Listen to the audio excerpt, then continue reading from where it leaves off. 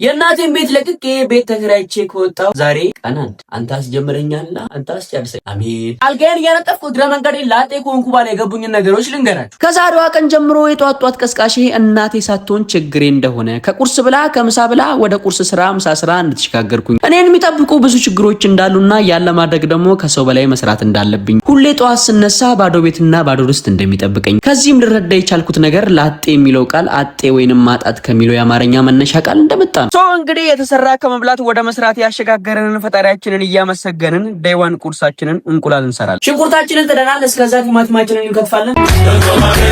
እንግዲህ እንደምታዩት የላጤ ብሎጋችን በጸዴ ሁኔታ እየተካሄደ ይገኛል። ሽንኩርታችንን ጥደናል። ቲማቲማችንን እንከትፋለን። ሽንኩርቱ ሲበስል በመጠባበቅ ላይ እንገኛለን። አብራችሁ ቆዩ።